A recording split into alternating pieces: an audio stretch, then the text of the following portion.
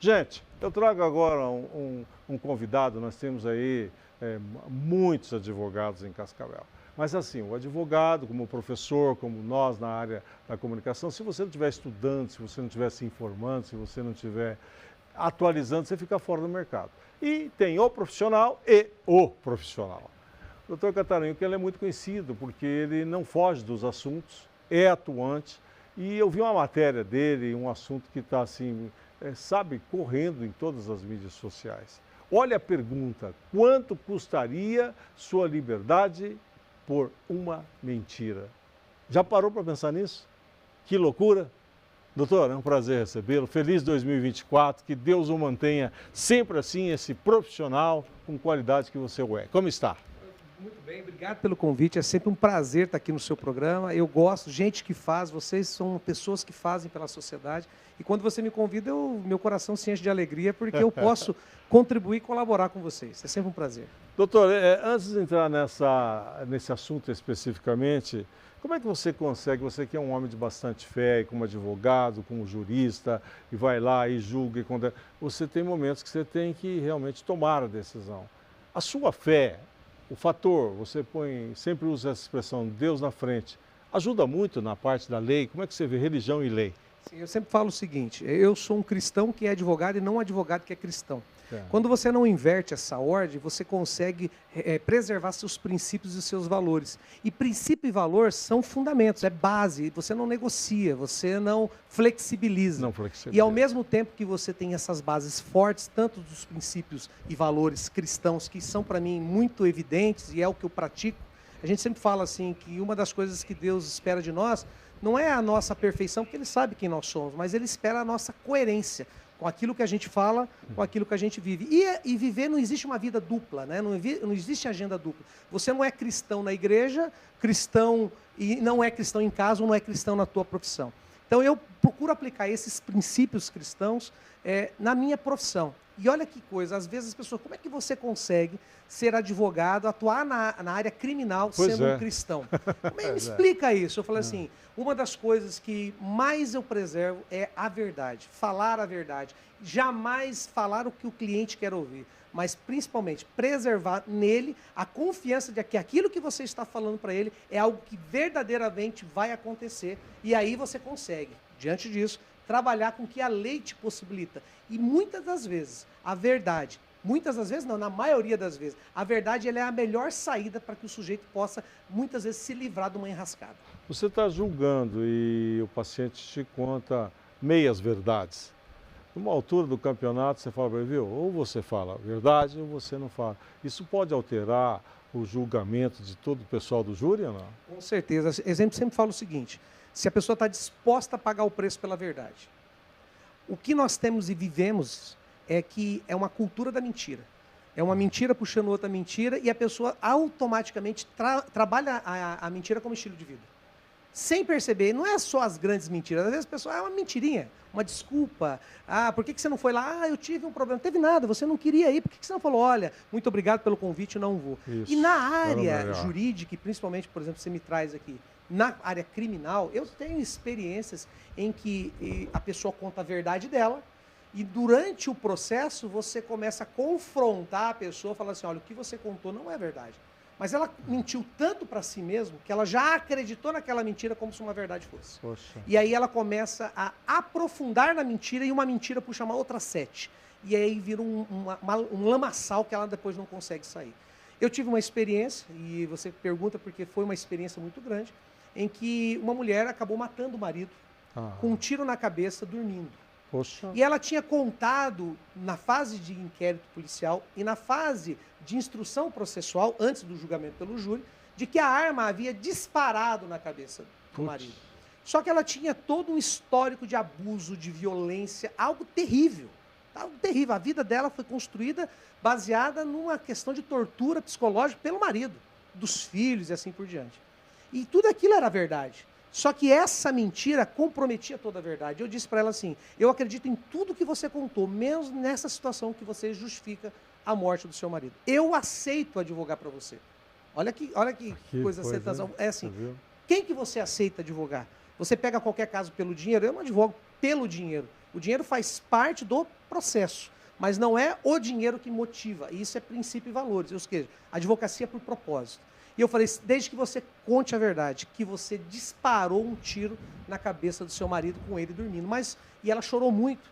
Falou, doutor, fazia 12 anos o crime. Falou assim, mas os meus filhos há 12 anos, acreditam que foi um acidente. Eu falei, não, teus filhos já sabem a verdade. Você precisa se libertar dessa mentira. Você precisa contar a verdade. Se você contar a verdade perante o tribunal do júri, eu me comprometo em te defender. E eu disse isso para ela. Eu falei assim, Deus não tem nenhum compromisso com a tua mentira. Agora, Ele sabe a tua vida. E a gente vai expor isso aos jurados. Nós vamos contar a sua história para os jurados. Ela chorou muito isso. Chorou muito. E ela decidiu, naquele momento, a contar a verdade. E, diante disso, ela contou para os jurados como que foi, tudo a vida dela, e contou como que ela matou o marido. Os jurados entenderam, e por misericórdia, porque não existe uma tese defensiva, existe a clemência. Por tudo que essa mulher passou, e a forma pela qual o crime aconteceu, os jurados absolveram ela em razão da verdade. Então, esse momento, a mentira que ela trabalhou durante 12 anos, ela depois me manda um áudio, e ela agradecendo e falando assim, eu quero te agradecer por duas coisas. A primeira é por tudo que aconteceu lá no julgamento que eu fui absolvida. E a segunda, e mais importante, ela fala, foi você me libertar dessa questão da mentira, porque eu não conseguia mais viver comigo mesmo.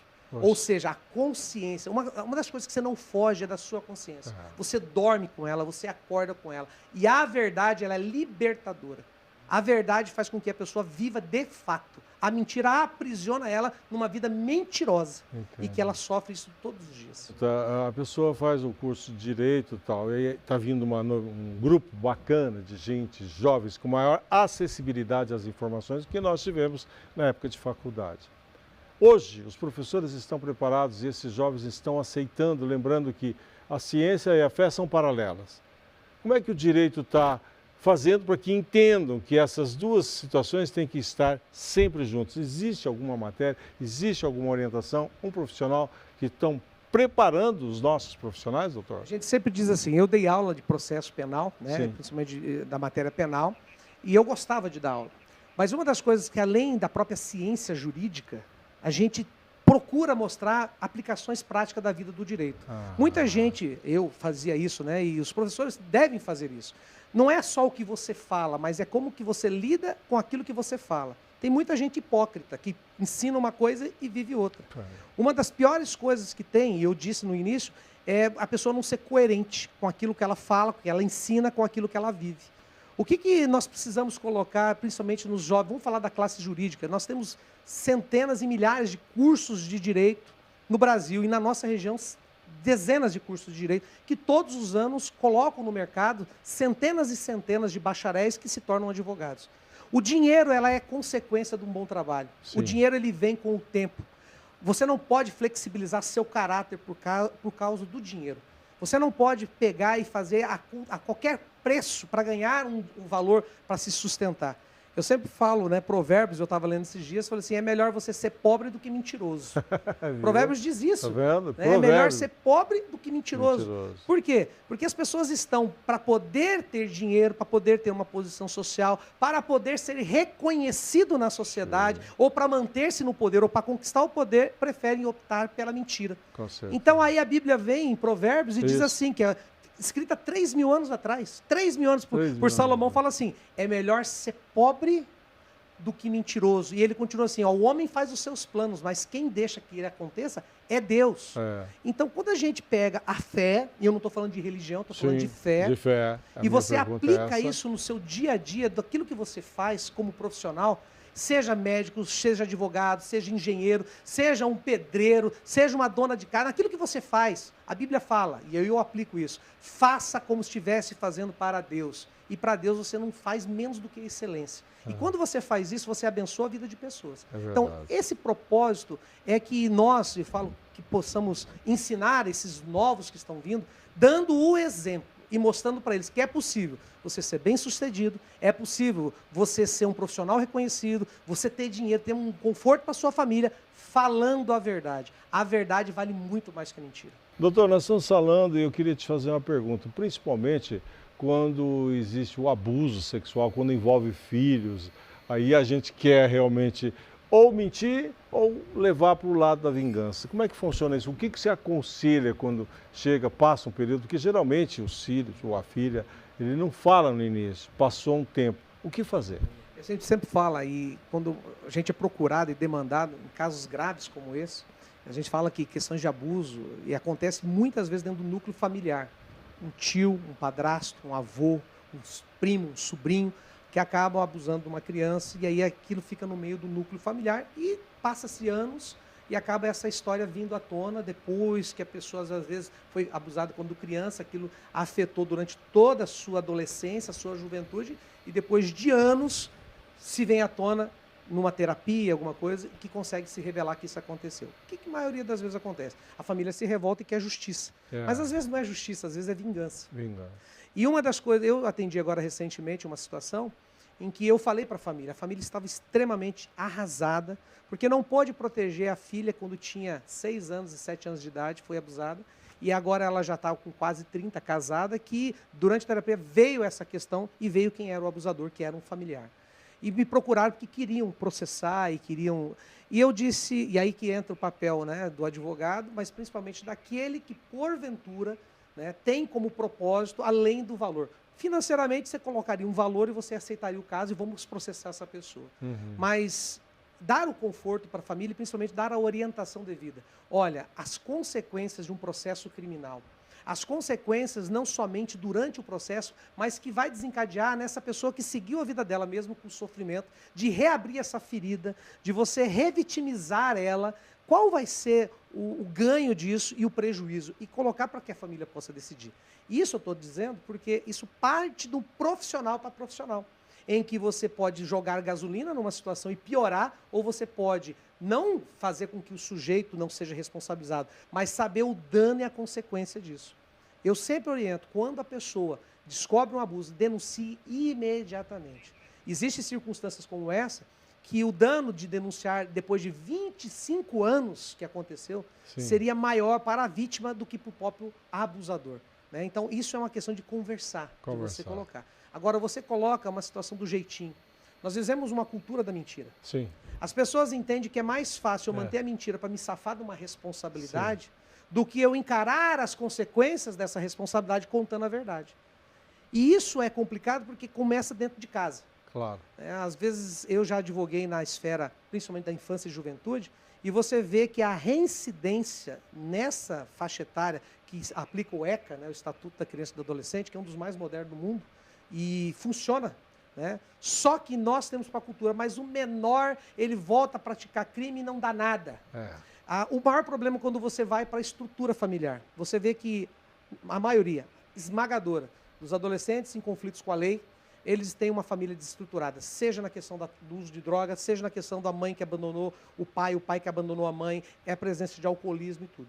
E isso gera, e eu estou tomando essa liberdade, de uma consequência na sociedade para as famílias, porque um adolescente hoje será o futuro pai, um adolescente hoje infrator será a futura mãe. E ele busca referências. Nós, como sociedade, e eu admiro o seu programa, porque traz debates e assuntos que faz com que as pessoas possam refletir de como a gente pode melhorar a nossa sociedade. E às vezes não é a punição, né? Eu vejo pessoas, vamos aplicar uma lei mais severa. Às vezes a lei nós temos bastante, às vezes ela é flexibilizada com base na cultura da mentira. E isso nós precisamos mudar. A cultura, exato. Doutor, muito obrigado. Iniciamos o ano, você mais uma vez aqui nos prestigiando. Tenho certeza que todo o ano de 2024 convidaremos você mais vezes, traremos alguns debates. Que Deus o abençoe, te mantenha com essa cultura, com essa humildade que você tem como um grande profissional. Felicidades a você e aqueles que estão nos assistindo, de repente, querem falar contigo ou te encontrar nas mídias sociais. Luciano Catariuk, aí você acha lá em qualquer rede social e será sempre um prazer da gente poder informar a sociedade e compartilhar das nossas experiências. Seu programa é uma referência, você, sua esposa, são pessoas de referência na nossa sociedade e eu agradeço essa oportunidade. Feliz 2024. Igualmente. Deus o abençoe. Muito bem.